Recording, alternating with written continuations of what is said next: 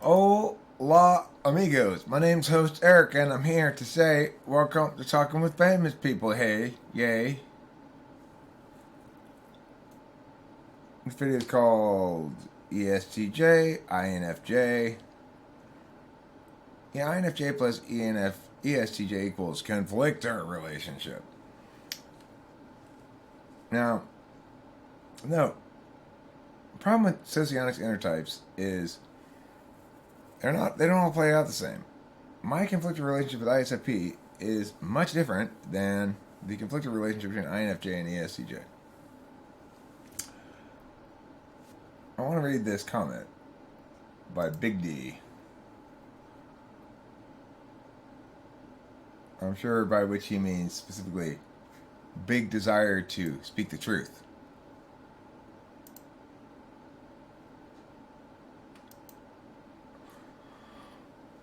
As INFJ, our problem with ESTJs is much bigger than simply not understanding or appreciating their perspective. As someone who can enter the mindset of every type, I understand their thought process and I can let them be with being different. The problem I have with them is that they all have the propensity to try to take command of others, even though their leadership is mediocre at best and without vision. We despise bossy people and we despise hierarchical authoritarian leadership styles, preferring collaborative leadership. We experience the ESTJ's attitude towards leadership as tyranny.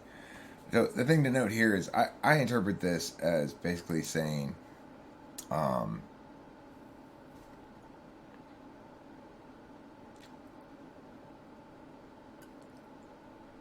well, I mean, it's rooted in being a highly metaphysical type. That you end up being increasingly all about the fundamental equality of individuals in some sense, or at least your fundamental equality to any other individual. That you don't feel as though you're willing to be subjugated. Um, there's an imperious quality to INFJs and ENTPs that they share that is born of that universalist quality and also of weak self concept. It's a double whammy of fantastic delights. Okay. ESTJs are natural leaders for the sensors, but they have no business in the realm of intuitives. That is our domain. We can understand sensors on a deep level. They cannot understand us. And this is a very interesting point he's making, is that the INFJ is a corollary to the ESTJ for intuitives. INFJ is in a lot of ways, the solvency expert for metaphysical problems. They're the born metaphysician. ENTP, they do not all turn out to be metaphysicians by any stretch. They all turn out to be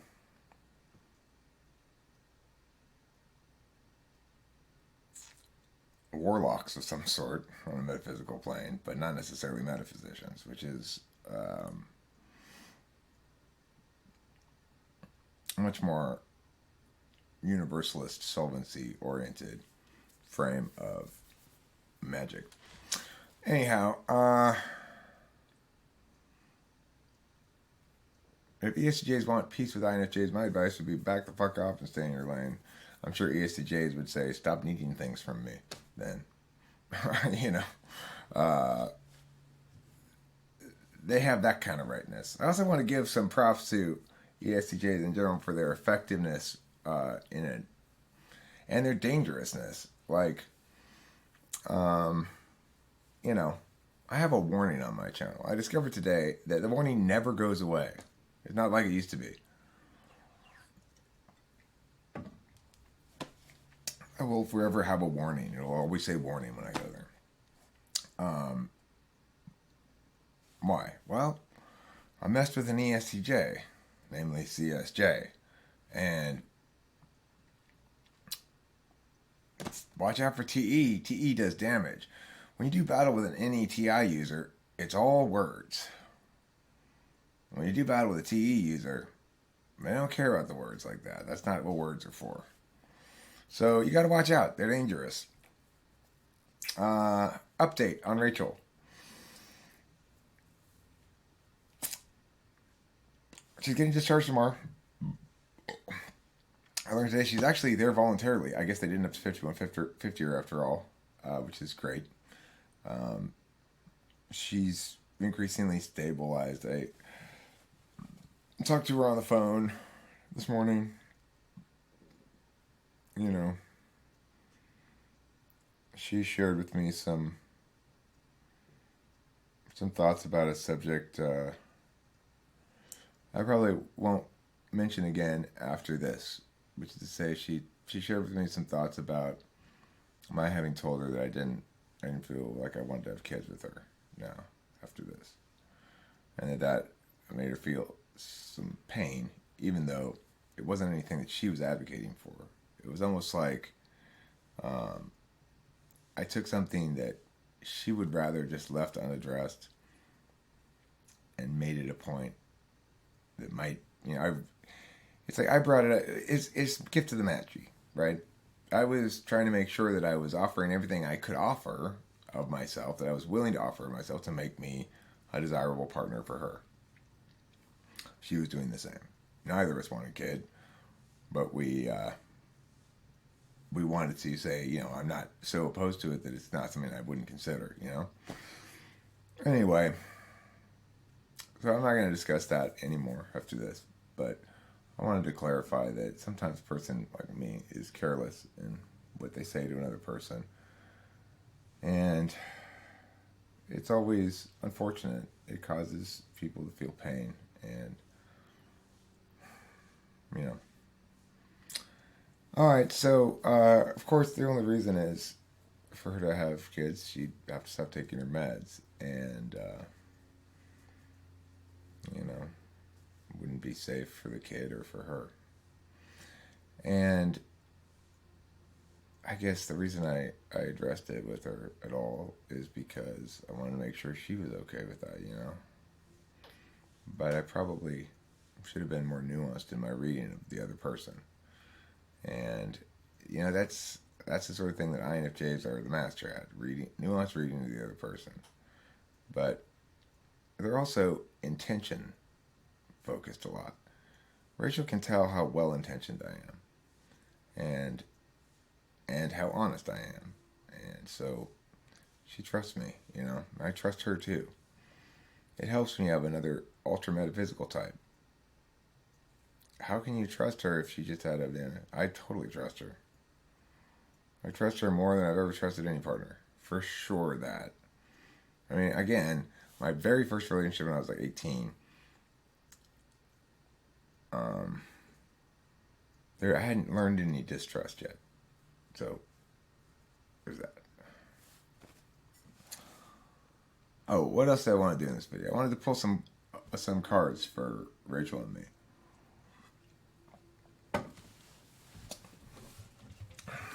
Okay. Card for Rachel. Look at that. Perfect. This is victory, triumph. She's conquered the demons for now. They're suppressed. She's back to herself. And she's won the relationship battle in life. As have I. Let's pull a card for me. Now, I am feeling restless. I am feeling clever. Feeling like hustling, getting some shit done. May I tell a brief story about my phone?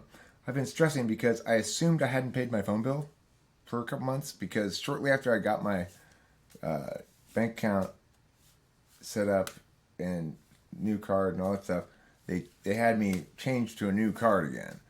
And I assumed that because I hadn't updated my phone autopay thing that I owed money on the phone bill. I also just flipped this one over by accident. So this is, in fact, a day of great portents. Anyway, I'm feeling restless and clever because I also got my Adderall prescription today, which is nice. Although I only just took 2 of them because why? I'm more ontologically whole now than I used to be. I don't need to get thwacked out very much. I don't like it. It doesn't even feel good. What up, Pops? I need Rachel's last name. Okay. Here you go. This will help you with everything you need to know. I'm going to show you what I got to show. Here you go. Here you go. Well, this is for you. Okay, thank you. Take it with you, and I'll get it for you in a second. I'm making a video right now. So, you know, the third one here was us. It was supposed to be us. It flipped over before I even got a chance to pull it. Arrival, success, ambition. This was her. This is me. Good cards. I like these. As I mentioned, I got the Addy rocking in my thock, working in my socks and stocks. And I'm feeling like, you know, a little bit more. Look, yeah. I got to go to work in not that long. I got to take my mom down to the CVS as well, get her TB test. Everything's really coming together. It's like the slabs have delivered. They've got me the perfect girlfriend, frankly. And unbelievably perfect situation, frankly. And it solves a lot of people's long-term problems, right? I'm a long-term solution for Rachel's family. Here's a card for Rachel's mom. Don't be stressed and worried. Don't be fearful. I'm here forever. I got your daughter's back. And, you know, the time frame is, while my mom's still alive, she's going to be there in New York, in your care. When my mom dies, she and I will be back together again. No need to stress, okay? These things are crazy sometimes. That's great. I mean, because, you know, I'm just pulling random cards, right? Except I just go like this, and when one pops out, this is the one popped out, right? Wheel of Fortune. What's going to happen? No one knows. I was going to say frame for the day. Destiny. Windfall. Wheel of Fortune. Cool. So, here's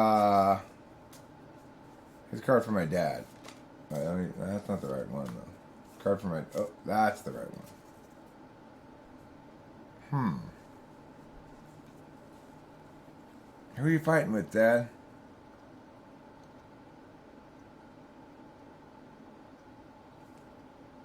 I don't know why he would be in conflict right now. I don't think he is. It doesn't make a lot of sense to me. Here's a card for some of the regs, too, while we're at it. Hambone. Pyow. Death. Gotta let something go, buddy. Gotta let something go. Countess. Pyow. Ooh, achievement, passage, evolution, chariot. Eileen. A.K.A. Jean Grey. A.K.A. Inartistically bred. A.K.A. Dark Phoenix. Pyow. Conversation. Nice. Here's one for Winston's mom.